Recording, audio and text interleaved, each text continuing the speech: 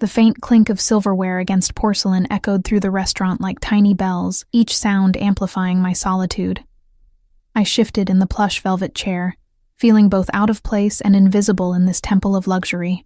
The weight of exhaustion hung on my shoulders. A constant companion since becoming both mother and father to my 4-year-old daughter, Lily. "More water, ma'am?" The server's voice startled me from my thoughts, his crisp black uniform a stark contrast to my simple dress bought on clearance 3 seasons ago. "Yes, thank you." My voice came out smaller than intended, as if the opulence of the place had stolen my volume along with my confidence. I shouldn't have been there. The obsidian was far beyond my budget, a cathedral of crystal chandeliers and marble floors where the wealthy came to worship at the altar of exclusivity. But today was my 30th birthday, and after dropping Lily at my neighbor's for a rare overnight stay, I'd made a reckless decision to treat myself to one decent meal. Just one night where I wasn't eating dinosaur-shaped nuggets or mac and cheese from a box. The restaurant hummed with quiet conversation and the occasional burst of practiced laughter. I kept my eyes fixed on the menu, each price making my stomach twist. I'd saved for months for this indulgence, tucking away spare dollars from my paychecks at the hospital where I worked as a nurse's assistant. "The salmon is excellent tonight," the server suggested, noticing my hesitation. I nodded gratefully, closing the leather-bound menu. "The salmon, then." As I waited, I allowed myself to absorb the atmosphere. The heavy scent of expensive perfumes, mingling with aromas from the kitchen, the soft jazz playing from hidden speakers, the warmth from candles casting everyone in a flattering glow. For a moment, I could pretend I belonged. The stillness shifted suddenly. Like animals sensing a predator, the other diners subtly straightened, conversations falling to whispers. The air itself seemed to change, charged with an electric current of deference and fear. I didn't immediately notice him. Instead, I felt him first, a presence that altered the gravity of the room. My eyes lifted just as he moved past my table, a tall figure in a perfectly tailored suit that made the expensive clothes of other patrons look like department store bargains. Dark hair, cut precisely, framed features that seemed sculpted rather than grown, sharp cheekbones, a strong jaw, and eyes the color of aged whiskey. He was flanked by 2 men whose stiff postures and scanning gazes marked them as security rather than companions. One whispered something in his ear, causing those intense eyes to flick directly to my table. I looked away instantly, heart hammering against my ribs. Something primal warned me not to be caught staring at this man. I pretended to be fascinated by the pattern on my napkin, while feeling the weight of his gaze settle on me like a physical touch. "Who is she?" I heard him ask, voice low, but carrying in the suddenly hushed restaurant. I didn't catch the response, but I felt the atmosphere shift again as he continued toward a private area at the back of the restaurant. Only then did I release the breath I didn't realize I'd been holding. "You've caught his attention," my server murmured, as he returned with my water, his professionally neutral expression betrayed by the tension around his eyes. That was Mr. Castillo. The name should have meant nothing to me, but a shiver traced my spine nonetheless. There was something in the way the server said it, a reverence tinged with fear, that told me this wasn't just any wealthy businessman. My salmon arrived, beautifully plated but now tasting like ashes in my mouth, as I felt occasional glances from the private section burning into my back. I ate mechanically, regretting my decision to come here, wishing I'd chosen an anonymous diner instead. This birthday treat had transformed into an ordeal to be endured. I was nearly finished when the server returned, this time with a glass of dark red wine I hadn't ordered. "Compliments of Mr. Castillo," he said, placing it beside my plate. I didn't order this," I stammered, panic rising in my throat, "and I can't accept. It would be impolite to refuse." The server interrupted softly, his expression conveying what his words didn't. This wasn't a suggestion. My hand trembled slightly as I reached for the glass, taking the smallest sip possible. The wine was rich and complex, probably costing more than my weekly grocery budget. I set it down quickly, determined to finish my meal and leave as soon as possible. When I asked for the check, the server shook his head. "Your meal has been taken care of, Ms. Harper," I supplied automatically before I could stop myself. "Emma Harper. But I can't accept. Mr. Castillo insists." Again, that tone that brooked no argument. I nodded, gathering my worn purse and cardigan. As I stood, I made the mistake of glancing toward the private section. Through a gap in the privacy screens, those whiskey-colored eyes caught mine. Mr. Castillo raised his glass slightly in acknowledgement, his expression unreadable but intense. Something in that gaze made me feel simultaneously seen and hunted. I hurried out, the cool night air a relief after the stifling atmosphere inside. My ancient Honda sat like an eyesore among the gleaming luxury vehicles in the parking lot. As I fumbled for my keys, a sleek black car pulled up beside me, the window lowering to reveal one of Mr. Castillo's security men. Ms. Harper, he said, my name in his mouth sending another chill through me. Mr. Castillo would like to ensure you get home safely. Allow us to escort you. That's really not necessary, I said, backing away slightly. I only live 15 minutes from here. It wasn't a request. His tone remained polite, but the underlying steel was unmistakable. Before I could protest further, the back door opened, and there he was, Alexander Castillo, regarding me with those intense eyes that seemed to strip away my defenses. Please, join me, he said, his voice deep and smooth like the wine he'd sent to my table. I insist. In that moment, I made what would prove to be the most consequential mistake of my life. Instead of running, instead of screaming, instead of causing the scene that might have saved me from what was to come, I slipped into the back seat beside him. The door closed with a soft click that sounded to my ears like a cage snapping shut. Emma Harper, he said, my name on his lips somehow sounding like both a caress and a claim. Tell me, what brings a woman like you to my restaurant? Alone? On a Tuesday night? It's my birthday, I admitted, the words escaping before I could consider them. Something flickered in his eyes, interest, perhaps, or calculation. A birthday should never be celebrated alone. He studied me, gaze lingering on my hands, my face, my simple clothes. You have a child. It wasn't a question. I glanced down at my purse, where a small unicorn keychain, Lily's gift to me this morning, hung from the zipper. A daughter, I confirmed reluctantly. She's 4. And her father? The bluntness of the question startled me. Not in the picture. He nodded, as if confirming something to himself. Address? He asked, and when I hesitated, added, so we can take you home, Emma. The way he said my name, so familiar, so possessive already, should have warned me. But exhaustion and the lingering effects of the wine clouded my judgment. I gave him my address, watching as he relayed it to the driver with a quiet command. As the car glided through the night streets, I realized with growing unease that Alexander Castillo hadn't stopped looking at me, his gaze a physical weight I couldn't shake.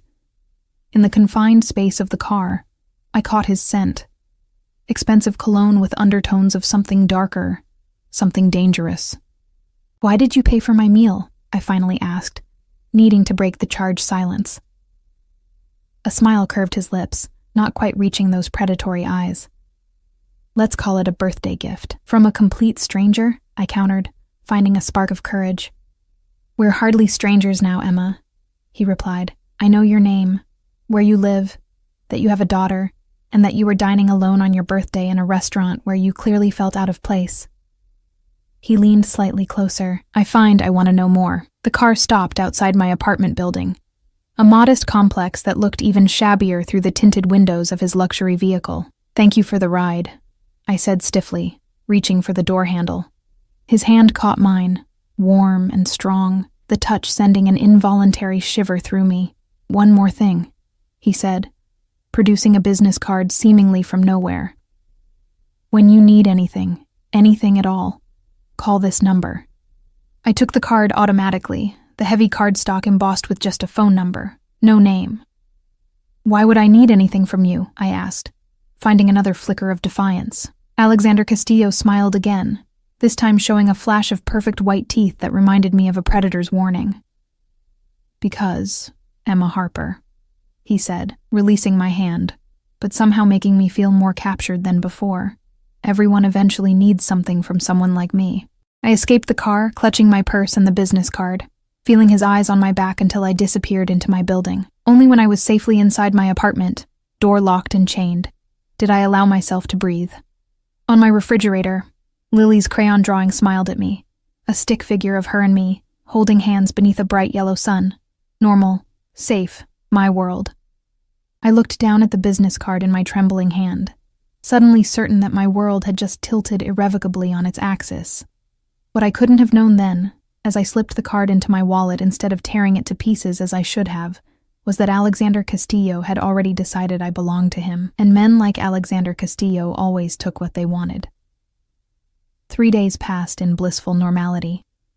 I worked my shifts at St. Mary's Hospital, picked Lily up from preschool, and tried to convince myself that the encounter with Alexander Castillo had been nothing more than an unsettling birthday adventure, a story I might someday tell with a nervous laugh. The business card remained in my wallet, untouched but not forgotten. Sometimes during quiet moments, I found myself running my finger over the embossed number, wondering what would happen if I called. I never did. On Thursday afternoon, I was helping Lily build a castle out of mismatched blocks when someone knocked on our apartment door. Unexpected visitors were rare in our quiet life. "Stay here, sweetie," I told Lily, my heart inexplicably racing as I approached the door. Through the peephole, I saw a delivery man holding an elaborate arrangement of white roses.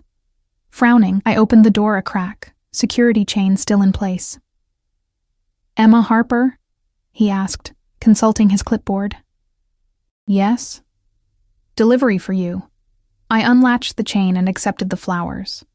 At least 24 pristine roses nestled among fragrant greenery, wrapped in heavy cream paper tied with a silk ribbon. The delivery man nodded and left without waiting for a tip, which was fortunate since I had none to give. "Pretty," Lily exclaimed, abandoning her blocks to examine the flowers. "Is it your birthday again?" "No, sweetie." I searched for a card among the blooms and found a small envelope. Inside was a heavy cardstock note with only 3 words in elegant script. "Happy belated birthday." No signature. But I didn't need one. The knot in my stomach tightened as I realized Alexander Castillo knew where I lived, not just my building, but my specific apartment. The roses suddenly seemed less like a gift and more like a message. "I can reach you whenever I want." That night, after tucking Lily into bed, I searched Alexander Castillo's name online. What I found sent chills crawling up my spine. The official articles described him as a successful entrepreneur, with interests in real estate, import and export businesses, and several high-end restaurants, including the Obsidian. But between the lines of respectability ran darker threads, investigations that mysteriously ended, competitors who disappeared, and whispered associations with organized crime. Alexander Castillo wasn't just wealthy, he was dangerous. And for some unfathomable reason, he had fixed his attention on me. The next morning, I dropped Lily at preschool and hurried to work, hyper-aware of my surroundings. Every black car made my pulse quicken. Every suited man became a potential threat. I was jumping at shadows, but the shadows seemed to be watching back. "You okay, Emma?" asked Diane, the head nurse, as I fumbled a stack of patient charts. "You seem distracted today." "Just tired," I lied, forcing a smile. "Lily had nightmares last night," Diane nodded sympathetically. "Single parenting is tough." "Hey, if you need an extra shift next week, we're short-staffed on Tuesday." "I'll take it," I said quickly, mentally calculating how the additional hours would help with next month's rent. Since Lily's father had vanished 2 years ago, taking my savings and leaving nothing but debt, I'd been perpetually treading financial water. As my shift ended, I headed to the staff locker room to change out of my scrubs. The room was empty except for me, the fluorescent lights buzzing overhead as I pulled on my jeans and sweater. When I closed my locker, I nearly screamed at the reflection in the small mirror, a man standing behind me, one of Alexander Castillo's security guards, the same one who had spoken to me outside the restaurant. "Jesus," I gasped, spinning around. "How did you get in here? This is staff only." His expression remained impassive. "Mr. Castillo would like to see you." Fear and indignation warred within me. "I'm picking up my daughter in 20 minutes. Arrangements have been made. Your neighbor, Mrs. Chen, will watch her until later this evening. Ice flooded my veins. You spoke to Mrs. Chen? How do you even know? Mr. Castillo is a thorough man, he interrupted, as if this explained everything. The car is waiting. I thought about screaming, about running to security, about calling the police, but something in the man's calm certainty told me none of those options would end well. Alexander Castillo had tentacles everywhere, it seemed. What does he want? I asked, my voice barely above a whisper. That's between you and him. He gestured toward the door. Shall we? The same sleek black car waited in the staff parking lot. This time, Alexander wasn't inside. Instead, I rode alone in the back, while the security guard sat with the driver, the privacy glass raised between us. We drove for nearly 30 minutes, leaving the familiar parts of the city behind until we reached an exclusive waterfront neighborhood, where mansions stood behind high gates and private security. The car pulled up to an imposing estate protected by a stone wall and wrought iron gates that opened silently at our approach. The house itself was a modernist statement of glass, stone, and clean lines, perched on a cliff overlooking the water. Beautiful, but fortress-like. I was escorted inside through a cavernous foyer with marble floors and art pieces that belonged in museums. The security guard led me through the house to a terrace overlooking the ocean, where Alexander Castillo sat reviewing documents at a glass table. He looked up as I approached, those whiskey-colored eyes warming with something that made my stomach tighten. He wore casual clothes today, if a shirt that probably cost more than my monthly rent could be considered casual. The sleeves rolled up to reveal strong forearms lightly dusted with dark hair. Emma, he said, standing and dismissing the security guard with a slight nod. Thank you for coming. Did I have a choice? The words slipped out before I could stop them. A smile played at the corners of his mouth. There are always choices, but I'm glad you made this one. He gestured to the chair across from him. Please, sit. Would you like something to drink? Water? Wine? Coffee? Water, I said, reluctantly taking the offered seat. The ocean view was breathtaking, the late afternoon sun casting golden light across the waves. He poured water from a crystal pitcher himself, rather than summoning staff, a small gesture that nonetheless felt significant. His movements were precise and controlled, like everything about him.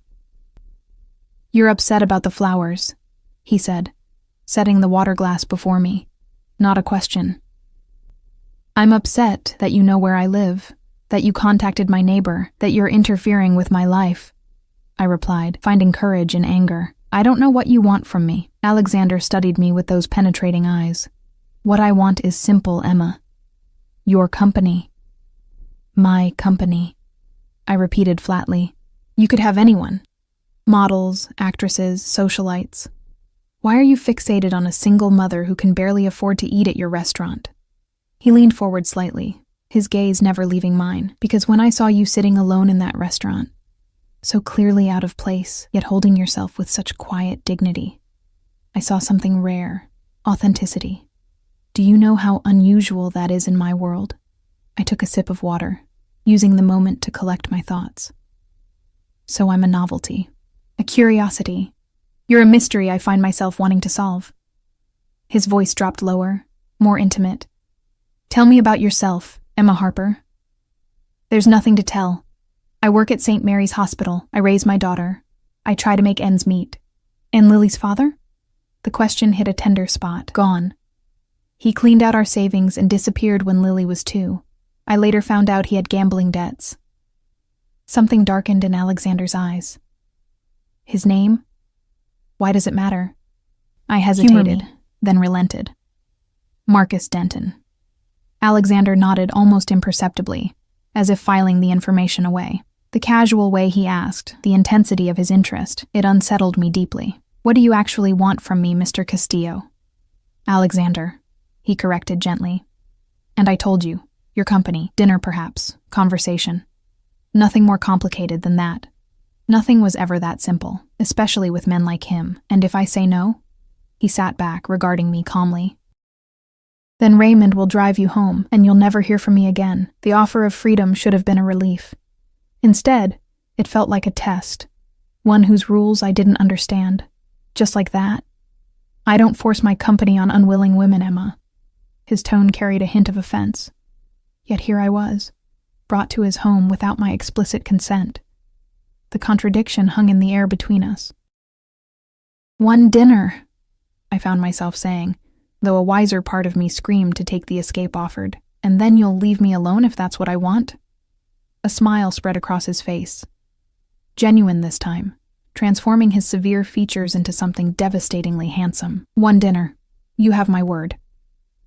As if on cue, a staff member appeared from inside the house. "Dinner is ready to be served when you are, sir." I blinked in surprise. "You already had dinner planned? You were that confident?" Alexander stood, offering his hand to help me up. "I'm always prepared for multiple outcomes. Shall we?" I ignored his hand, rising on my own, unwilling to touch him just yet. He accepted this small rebellion with grace, leading me to an intimate dining room with windows overlooking the darkening ocean and a table set for two with fine china and crystal.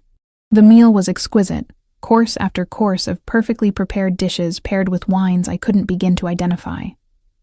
Throughout dinner, Alexander asked questions about my life, listening with unexpected interest to my mundane stories about hospital work and raising Lily. He revealed little about himself in return, deflecting personal questions with practiced ease. "You know everything about me, and I know almost nothing about you," I observed as dessert was served. A delicate chocolate creation that probably contained more calories than I usually consumed in a day. "What would you like to know?" he asked, swirling the amber liquid in his glass. "What do you really do?" I ventured boldly. Beyond the restaurants and businesses mentioned in articles, his eyes gleamed with something like approval. "I solve problems for people who can't solve them through conventional channels. I provide protection, arbitration, and certain specialized services." "You're in the Mafia," I translated bluntly. He didn't flinch. "That's an outdated term. I prefer to think of myself as operating within the gray areas of society. Areas that exist whether people acknowledge them or not. Is that supposed to make me feel better about sitting across from you?" "No," he said simply. "It's meant to answer your question honestly. I respect you too much to lie." The statement caught me off guard. Respect wasn't what I expected from a man like him. After dinner, Alexander led me to a sitting room where a fire crackled in a stone hearth despite the mild evening. "It's getting late," he said. "Raymond can drive you home now, or—" He paused, studying my face. "You seem exhausted, Emma. I have several guest rooms. You're welcome to stay the night and return home refreshed in the morning." Alarm bells rang in my head. "My daughter is being well cared for by Mrs. Chen, who I've arranged to compensate generously for her time," he finished smoothly. "I've also taken the liberty of having some clothes delivered for you, should you choose to stay." The casual display of power, arranging my life, my child care, even my clothing, should have terrified me. Instead, I felt a confusing mixture of indignation and relief. For years, I'd carried every burden alone, made every decision, solved every problem. Having someone simply handle things was both intrusive and oddly freeing. "Why are you doing all this?" I asked, genuinely bewildered. "What could you possibly want from me that's worth this effort?" Alexander moved closer, close enough that I could feel the heat radiating from his body. "Perhaps I'm tired of people who want things from me. My money, my power, my protection. Perhaps I find it refreshing to be with someone who wants nothing." "I do want something," I corrected him. "I want you to leave me and my daughter alone after tonight."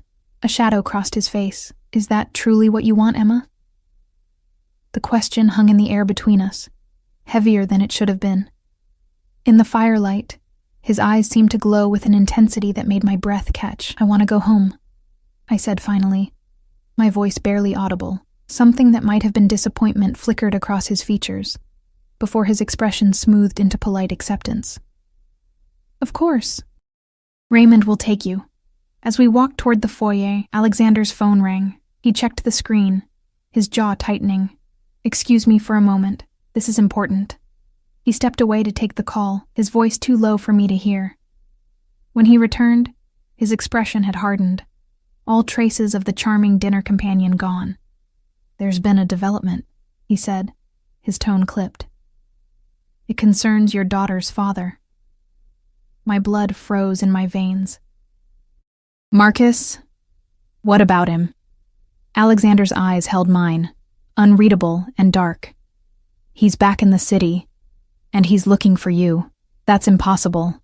The words came out as a whisper, my legs suddenly unsteady beneath me. Marcus disappeared 2 years ago. Alexander guided me to a nearby chair, his hand at my elbow, both supportive and possessive. He returned 3 days ago. My sources inform me he's accumulated even more significant debts than before. Your sources? I stared up at him, pieces clicking into horrible place. You've been investigating me, my past, my life. He didn't deny it. I make it a point to know everything about people who interest me. A chill ran through me despite the warmth of the room. How would Marcus even know where to find us? We moved after he left. I changed my phone number, my email, everything. Alexander's expression darkened. People like Marcus have ways of finding what they're looking for when motivated enough. And it seems he's very motivated. By what? He took everything when he left. My voice cracked on the last word, memories surfacing of those devastating days. Discovering our joint account emptied, credit cards maxed out, even Lily's small college fund gone. Alexander crouched before me, bringing his face level with mine, those intense eyes capturing my gaze. Emma, I need you to listen carefully. Men with gambling debts as severe as his don't simply want money.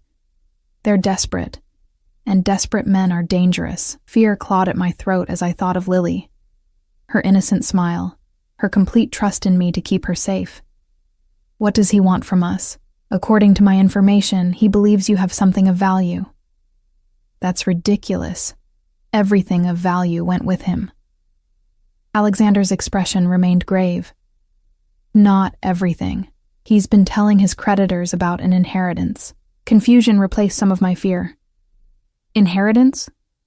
My parents left me nothing but medical debt when they died.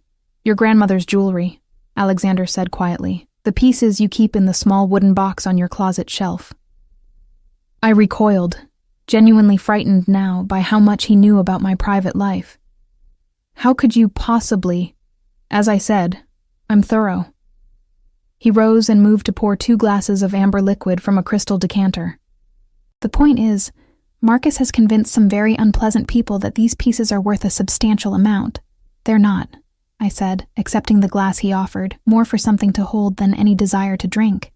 Just sentimental pieces, a few gold necklaces, some rings with small stones, nothing valuable. Alexander gave me a look that contained something like pity. Value is relative, Emma. To collectors of certain vintage pieces, they might be worth more than you realize. But that's irrelevant. What matters is that Marcus has promised these items as payment, and the people he owes aren't known for their patience or understanding when promises are broken. The implications hit me like a physical blow. You think he'll come after us, after Lily? I know he will. Alexander's certainty chilled me more than any speculation could have. In fact, he's already been watching your apartment building. My men noticed him yesterday. The glass nearly slipped from my fingers. Yesterday? And you didn't think to warn me? My daughter was there, alone with a babysitter while I worked a double shift. You were never in immediate danger, he said, his tone suddenly cold and authoritative. I've had people monitoring your apartment since the night we met. The revelation should have comforted me. Instead, it intensified my alarm. You've been watching us? For days? Protecting you, he corrected, as if the distinction was crucial. My mind raced through the implications. Alexander Castillo, a man who operated in the gray areas, as he put it, had been having me and my daughter watched. The same man who had somehow discovered intimate details about my life, my past, even the contents of my closet. The same man who had effectively forced me to have dinner with him tonight. And yet, the same man who was now warning me about a very real threat to my daughter's safety. I need to go home. Now. I set down the untouched drink and stood. I need to get Lily, and I stopped, realizing I had nowhere to go, no safe haven, no resources to protect us. Alexander watched the realization dawn on my face. Stay here tonight, he said, his voice gentler now. Both of you. I'll send Raymond to collect Lily and Mrs. Chen. They'll be here within the hour. In your home? With you? The idea seemed both outrageous and, in light of what he'd just told me, grimly sensible. This house has state-of-the-art security, and my most trusted men guarding it. No one enters without my explicit permission. He moved closer, not touching me, but enveloping me in his presence nonetheless. Emma, whatever you may think of me, whatever reservations you have, and they're valid, I can keep you safe, both of you. The sincerity in his voice was compelling. Or perhaps it was simply that I had no better options. Just for tonight, I conceded, hating how quickly I'd gone from defiance to dependence. And tomorrow we figure out a more permanent solution. Something flickered in his eyes, satisfaction perhaps, but it was gone too quickly to identify. Of course, I'll make the arrangements. Within the hour, Lily arrived, sleepy-eyed and confused in her pink pajamas, clutching her favorite stuffed rabbit, Mrs. Chen had packed a small overnight bag with Lily's essentials. "Mama, this house is like a castle," Lily whispered when I scooped her into my arms, her eyes wide as she took in the grand foyer. "Are we on vacation?" "Something like that, sweetheart," I murmured, breathing in her familiar scent of baby shampoo and the faint sweetness that was uniquely hers. "Just for tonight." Alexander appeared at the top of the sweeping staircase, having changed into more casual clothes, though still impossibly elegant. He descended slowly, his eyes fixed on Lily with an expression I couldn't decipher. "You must be Lily," he said when he reached us, his deep voice softening as he crouched to her eye level. "I'm Alexander. This is my home." Lily regarded him solemnly, still clutching her rabbit. "Do you have a swimming pool? Castles always have swimming pools in my books." A genuine smile transformed Alexander's face, making him look younger, almost boyish. "I do, in fact. Perhaps tomorrow your mother will let you see it." "We won't be imposing that long," I interjected quickly. Alexander straightened, that unreadable expression returning. "Let me show you to your rooms. I've had the staff prepare the blue suite.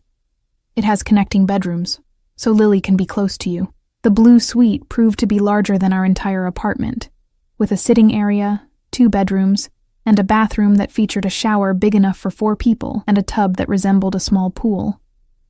Everything was decorated in soothing shades of blue and cream, elegant, but somehow still welcoming. "This is beautiful," I admitted, as Lily explored the rooms with delighted gasps and exclamations. "It's yours for as long as you need it," Alexander said, leaning against the doorframe, watching Lily with that same curious expression. "Is there anything else you require tonight?" I shook my head, suddenly overwhelmed by the day's events. "No, this is more than enough," he nodded, his gaze returning to me. "There are clothes for both of you in the dressers." I had my assistant make some educated guesses about sizes. The thought of him selecting clothing for us, or more likely, instructing some employee to do so, made me deeply uncomfortable, but I was too exhausted to protest. "Thank you.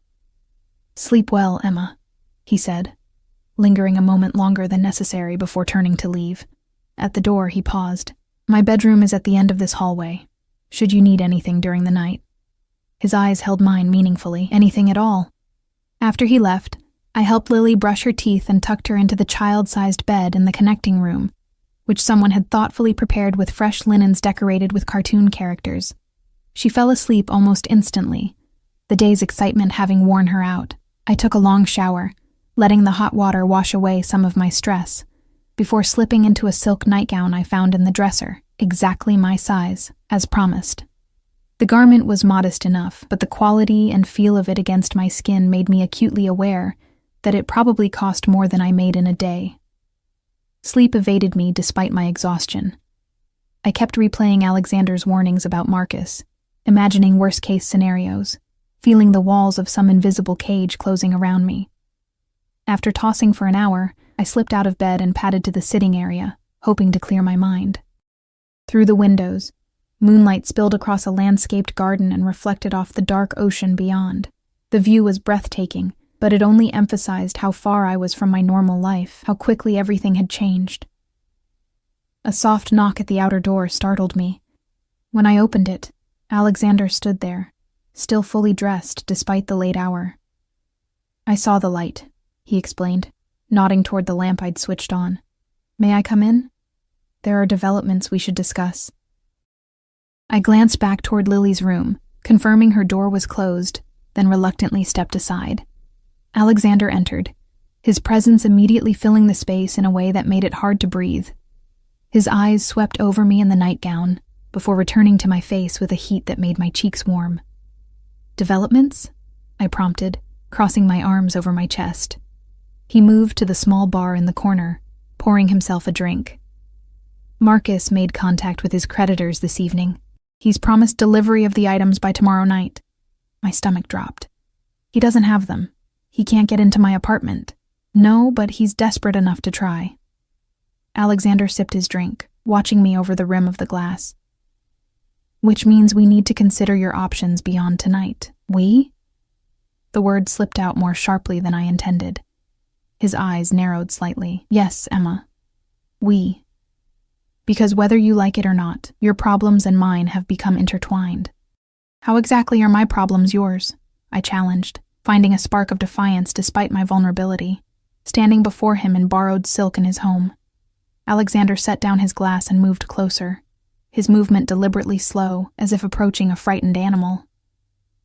"The moment I noticed you in my restaurant, the moment I decided to learn your name, to seek your company, that was the moment your safety became my concern." He stopped just short of touching me. "And I protect what's mine. I'm not yours," I whispered, even as something deep inside me responded to his possessive tone. "Aren't you?" His voice dropped lower, intimate, in the quiet room.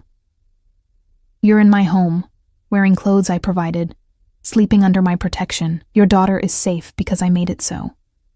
The truth of his words stung. In less than a week, I had become dependent on him in ways I couldn't have imagined. The independent life I'd built since Marcus left suddenly seemed fragile, an illusion of security that had shattered at the first real threat. "What are my options then?" I asked, hating the tremor in my voice. "Stay here," he said immediately. "Not just tonight, but until the situation with Marcus is permanently resolved." The implication in permanently resolved sent a chill through me. "And how long would that be?" "As long as necessary." He reached out, his fingers brushing a strand of hair from my face with surprising gentleness. "I have a proposal, Emma, one that would solve your immediate problems and potentially offer a more lasting arrangement." I stepped back from his touch. "What kind of proposal?" "A position has recently opened in my household staff, a live-in role, overseeing certain domestic operations. The previous employee has retired after many years of service." I stared at him in disbelief. "You want me to be your housekeeper?" A smile played at the corners of his mouth. "Not exactly. The role is more of a household manager, overseeing staff schedules, managing social calendars, ensuring the smooth operation of this and my other properties. It comes with a generous salary, private accommodations for you and Lily, and all living expenses covered. Lily would have access to the best schools, the best opportunities." The offer was both tempting and terrifying. "And what would you expect in return for this generosity?" His eyes darkened. "Your presence, your loyalty." He moved closer again, this time not stopping until bare inches separated us. "I find I enjoy having you near, Emma. The rest would develop naturally if you were amenable." The implication was clear. This wasn't just a job offer, it was something far more complicated and dangerous. An arrangement where the lines between employee and something else would inevitably blur. "And if I say no, then I'll still ensure your safety until the Marcus situation is resolved.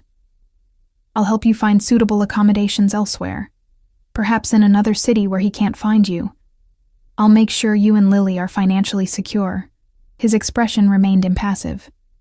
"I told you before, I don't force my company on unwilling women." Yet the power imbalance between us made any notion of choice seem almost laughable. He held all the cards, the resources, the information, the protection Lily and I desperately needed. "I need time," I said finally. "To think."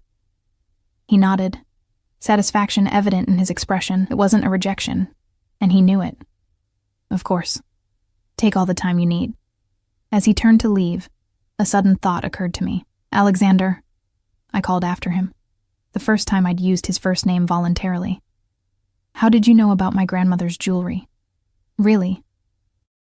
He paused at the door, considering me for a long moment. When I became interested in you, I had your apartment thoroughly searched.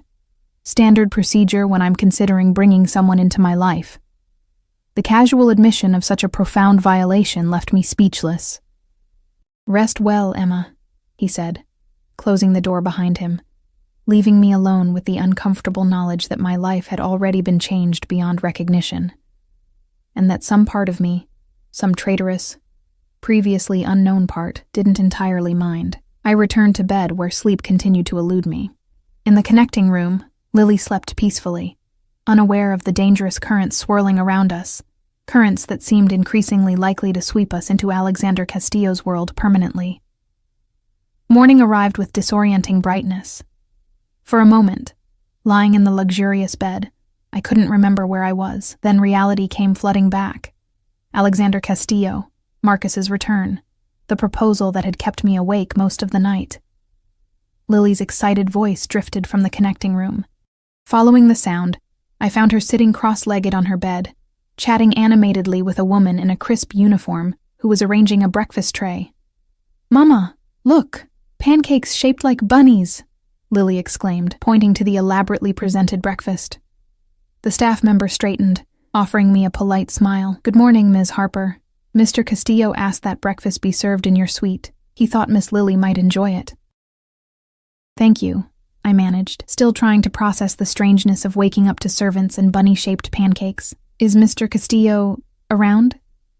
"He left early for business, but asked me to inform you that he'll return by noon. He also requested that you and Miss Lily remain on the property today." Her expression remained professionally neutral, but I detected a hint of curiosity in her eyes. Clearly, our presence was unusual enough to spark interest among the staff. After she left, Lily and I shared the extravagant breakfast. I tried to maintain a sense of normalcy, smiling at her excitement over the pancakes and fresh fruit, but my mind kept returning to Alexander's proposal and the looming threat of Marcus. "Can we see the swimming pool today?" Lily asked, her face sticky with syrup. "Maybe," I hedged, helping her clean up.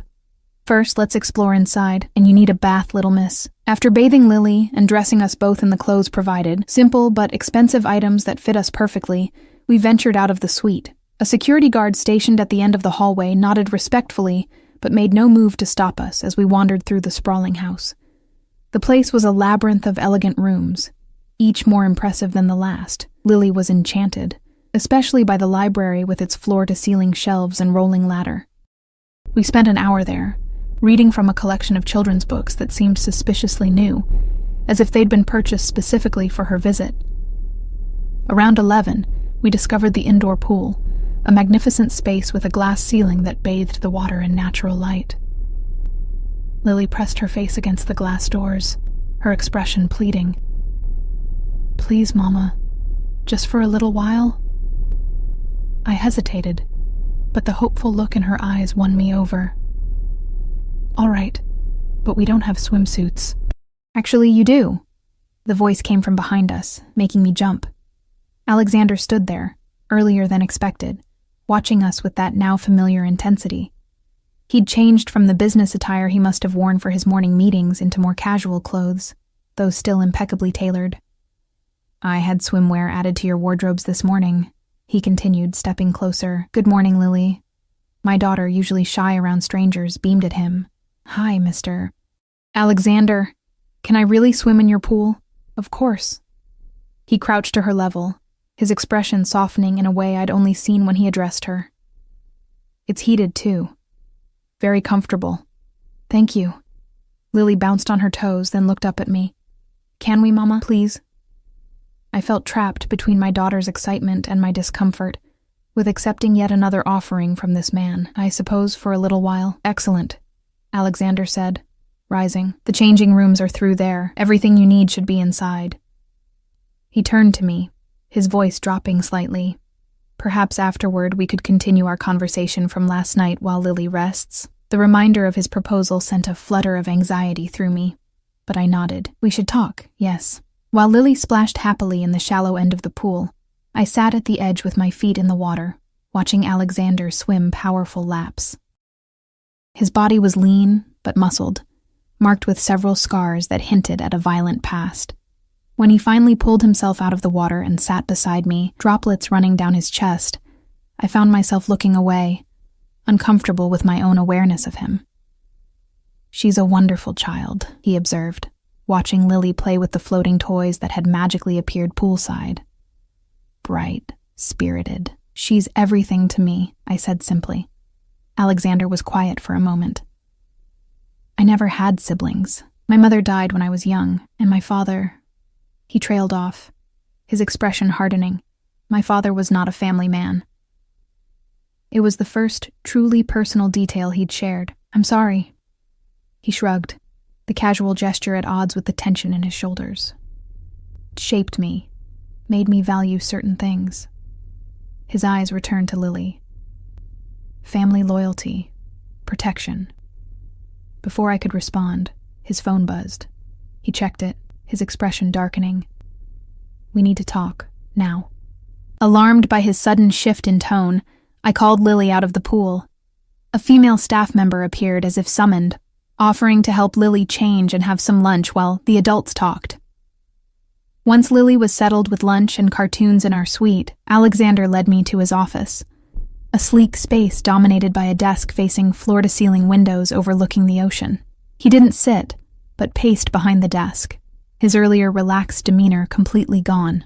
"Marcus has escalated the situation," he said without preamble. "He attempted to break into your apartment early this morning. When he couldn't get in, he vandalized the door and threatened your neighbor who came to investigate the noise." Horror washed through me. "Is Mrs. Patel all right?" Shaken but unharmed, my people intervened before anything serious happened. He stopped pacing, fixing me with an intense look. "Emma, this changes the timeline." He's growing desperate, which makes him unpredictable. I sank into a chair, trying to process this new development. "What does that mean for us? For Lily?"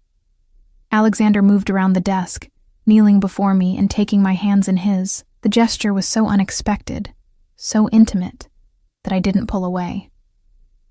"It means you need to make a decision," he said, his voice gentler than I'd ever heard it. "Stay here, where I can guarantee your safety, or let me arrange for you to disappear. New identities, new location, completely off the grid." The options spun in my head. Disappearing meant leaving everything behind.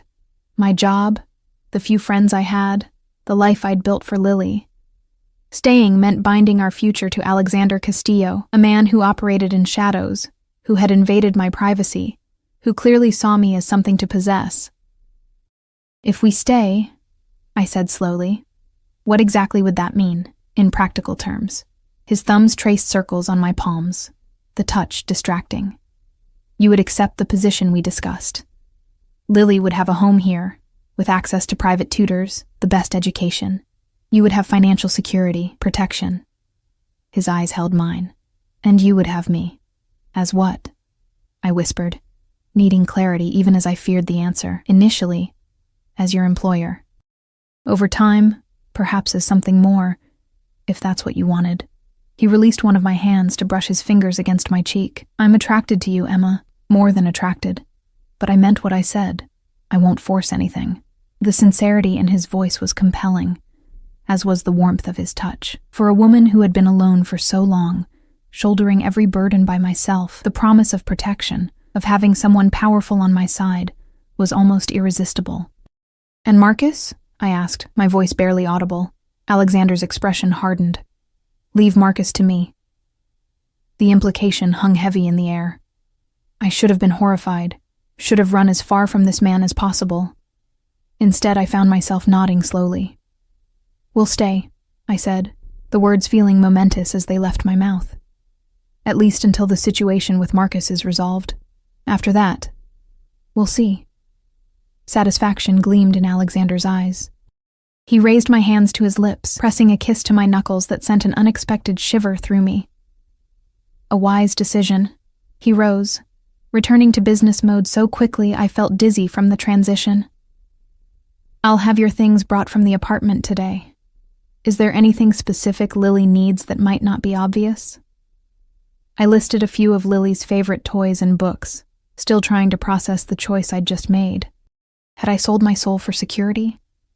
Or was I simply making the best decision for my daughter in an impossible situation?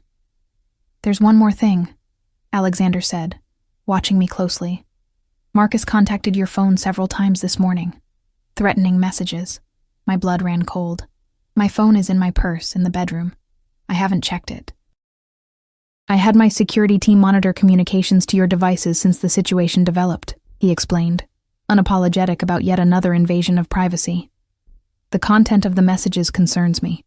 He's becoming increasingly unhinged. Before I could respond, a knock at the door interrupted us. One of Alexander's security men entered, his expression grave. "Sir, we have a situation. Marcus Denton has been spotted near the property perimeter." Alexander's entire demeanor changed in an instant, his face hardening into something dangerous and cold. He issued rapid commands about security protocols and surveillance, then turned to me. "Stay here," he ordered, no trace of the gentle man who had kissed my hands moments before. "Lock the door behind me. Don't open it for anyone but me." Fear gripped me. "Lily is safe," he assured me, already moving toward the door. "The house is on lockdown. No one gets in without going through me first." As the door closed behind him, I did as instructed, turning the heavy lock. Through the windows, I saw security personnel moving across the grounds with purpose, communicating via earpieces. The beautiful home had transformed into a fortress. I sank back into the chair, the magnitude of my decision crashing over me like a wave. In the space of 5 days, I had gone from independent single mother to being under the protection and power of a man who operated outside the law, a man who clearly wanted more from me than just my presence in his home. And the most frightening realization of all? Part of me wanted to give it to him. Time crawled by in Alexander's office. Through the windows, I watched security personnel patrolling the grounds, their movements precise and coordinated.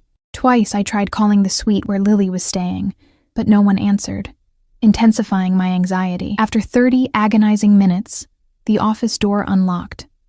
Alexander entered, his expression grim but controlled. Behind him stood 2 of his security men, flanking a third person whose appearance made my blood freeze, Marcus. Thinner than I remembered, his once handsome face haggard and marked by a fresh bruise blooming along his jaw. His hands were secured behind his back, and his eyes, when they found mine, contained equal parts hatred and fear. "Emma!" he spat, struggling against the men holding him. "Still hiding behind others, I see." Alexander's hand shot out, gripping Marcus's throat with such sudden violence that I gasped. "You speak to her with respect," he said, his voice deadly quiet, "or you don't speak at all." Marcus's face reddened as he struggled for breath until Alexander released him with a look of disgust. "Leave us," Alexander commanded his men. "Wait outside." They exited without question, leaving the 3 of us in a triangle of tension so thick it seemed to distort the air. "Sit," Alexander told Marcus, pushing him roughly into a chair before turning to me. His expression softened fractionally. "Are you all right?" I nodded, unable to form words, my eyes fixed on the man who had once promised to love me forever, who had fathered my child, who had abandoned us both and stolen everything we had. "Your ex-husband has quite a story," Alexander continued, leaning against his desk, his posture relaxed but his eyes vigilant. "He seems to believe you're hiding assets that rightfully belong to him." Marcus glared at me. The jewelry was my grandmother's, not hers. She took it when I left. "Liar," I whispered, finding my voice at last. "Those pieces were from my grandmother. You knew that. You were with me when my mother gave them to me after she died. Always the victim," Marcus sneered. "Tell that to the men who are going to kill me if I don't deliver what I promised." Alexander observed our exchange with cold interest. "Mr. Denton here owes considerable sums to some very unpleasant people even I prefer not to do business with." He moved to stand behind Marcus's chair, his hands resting on the back in a gesture that appeared casual but contained unmistakable menace. "He's managed to convince them that your family heirlooms are worth enough to clear his debts." "They're not," I said, meeting Marcus's desperate gaze. "They're just old pieces with sentimental value." "You're lying," Marcus hissed. "Your mother told me they were valuable, antiques, worth at least 50,000. I shook my head, genuine confusion joining my fear. That's impossible. My mother barely had enough money for rent most months. If those pieces were valuable, she would have sold them during one of her many financial crises. Something in my tone must have convinced him because Marcus's expression crumbled from anger to despair. "No," he whispered. "No. They have to be worth something. They have to be." "How much do you owe?" Alexander asked, his tone conversational but his eyes hard. Marcus swallowed. 70,000, plus interest. "And who holds this debt?" "The Vega brothers." Alexander's expression darkened further. "Unwise associations, Mr. Denton." The name meant nothing to me, but clearly, it held significance for Alexander. He circled the desk and pressed a button on his phone. "Bring in the box." Moments later, one of his men entered carrying a familiar wooden container, my grandmother's jewelry box. He placed it on the desk and exited without a word. Alexander opened it, revealing the modest collection inside. A gold locket, 2 rings with small stones, a pearl necklace, and a few other pieces. Nothing that looked particularly valuable to my untrained eye. "Is this what you were looking for?" he asked Marcus. Marcus stared at the open box, his expression desperate. "Yes. That's it." Alexander picked up one of the rings, examining it in the light. "Costume jewelry," he said dismissively. "The stones are glass. The metal is gold-plated at best." He set it down and selected another piece. This one might fetch a few $100s from a vintage dealer, nothing more. Marcus made a sound like a wounded animal. "That can't be right. It can't be." "I had an appraiser examine these pieces yesterday," Alexander continued mercilessly. "Total value, approximately $2,000, hardly enough to cover what you owe the Vegas." The revelation hit me with unexpected force. Alexander had not only located my jewelry, but had it professionally appraised, all without my knowledge. The violation should have outraged me. But in that moment, all I felt was a strange relief that the items truly were as worthless